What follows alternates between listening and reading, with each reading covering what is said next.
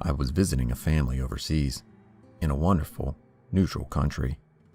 Their flag is a huge plus, and was waiting for a tram with my mom on the first day I was there.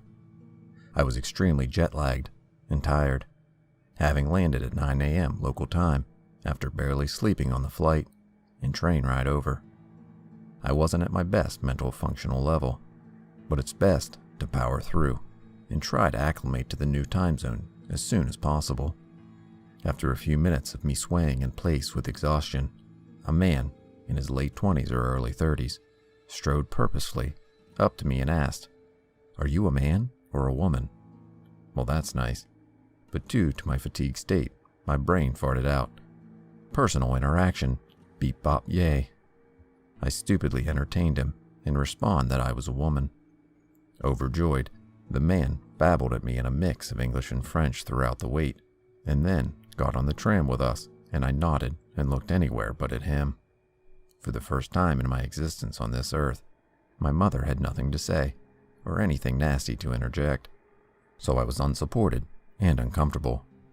In a single breath, this guy told me his name, Omar, said he was from Morocco, asked for my phone number, and said he was losing himself in my green eyes. Ever helpful and caring, my mom finally jumps in and proceeds to give him my number. I stare at her in horror while he dials it in and then turns on me angrily, saying it doesn't work. Well, you didn't use the country code. It's an American number. In any case, just wait and call it in 5 days when I'm 4,000 miles away from you.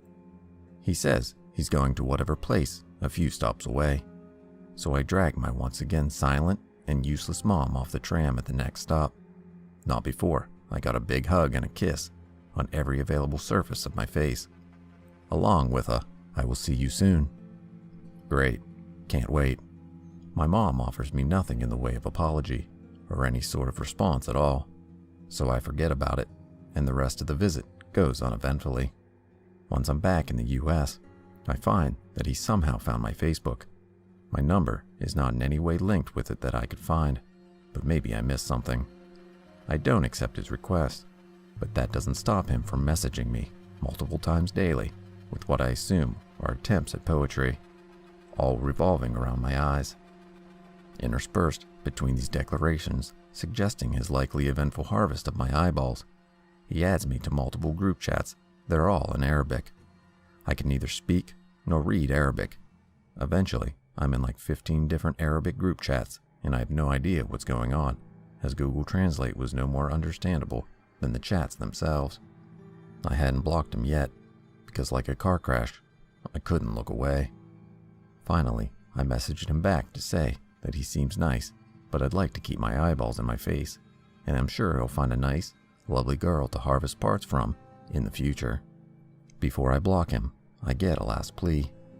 My love is in your eyes. Please let me gaze upon you again and hold them forever. Super romantic. Definitely not grade A Buffalo Bill in the making, but not enough to make me feel any less secure in my decision to block him and change my number. I've visited overseas a number of times since and have not seen him. So let's keep this up, Omar, and not meet again.